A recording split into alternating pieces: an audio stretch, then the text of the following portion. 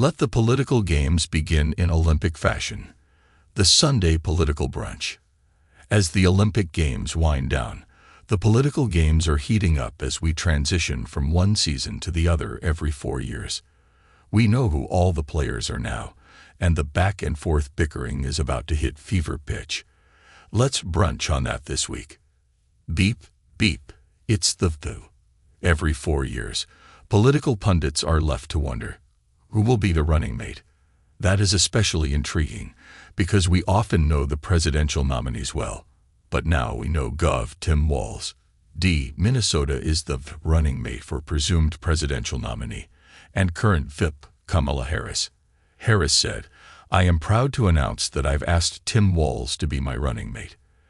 As a governor, a coach, a teacher, and a veteran, he's delivered for working families like his. Former President Donald Trump likes Walz, but for a different reason. Trump said, "He's a very liberal man, and he's a shocking pick." The former president added, "I could not be more thrilled." Trump and Harris have agreed to debate on September 10th on AVC. Walz will face off against Senator J.D. Vance, R., Ohio, who is Trump's running mate. As of now, no debate for them is firm. Let's analyze where we are at this point. Get the latest breaking news here. Sign up for Gallicle-free daily e-blast. On Wisconsin. Yes, it's the fight song of the Wisconsin Badgers football team, but it means so much more. I grew up and lived my first 25 years in Wisconsin, so I have a lot of history to share.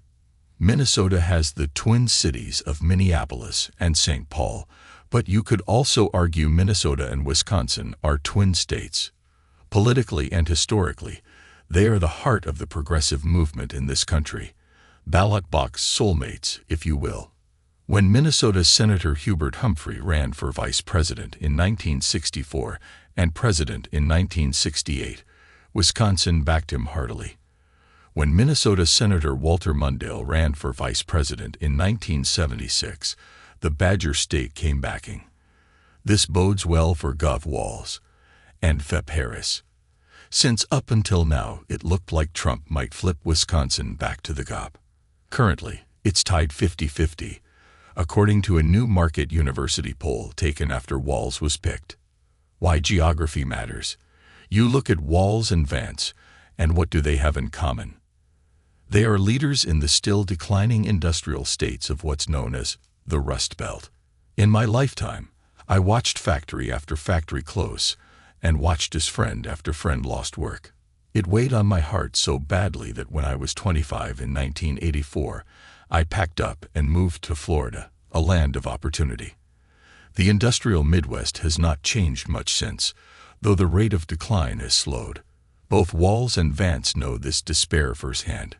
Michigan, Wisconsin, and Pennsylvania won the White House for Trump in 2016, and then for Biden in 2020.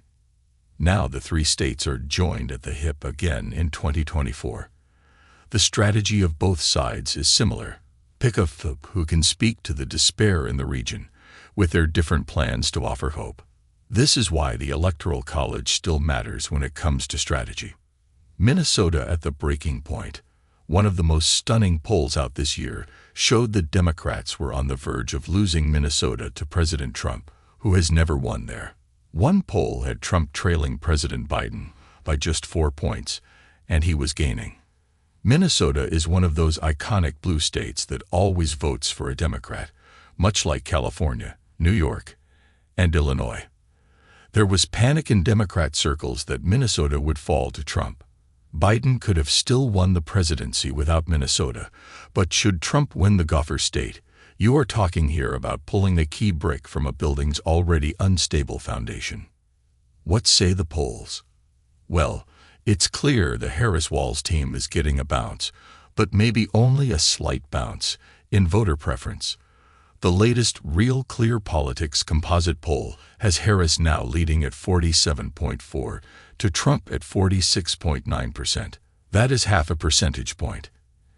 In key swing states, it's just as tight. In Pennsylvania, Trump leads with 48.4%, with Harris at 46.6%. That's a 1.8 percentage point lead. While it's close, it may be an indication of why Gov. Josh Shapiro, D., was not picked, even though many pundits, including me, predicted he'd be the choice. The number one commandment for both the presidential and vice presidential nominees is, "Thou shalt win thine own state." If internal polls showed Shapiro could not get Harris across the finish line, he's toast.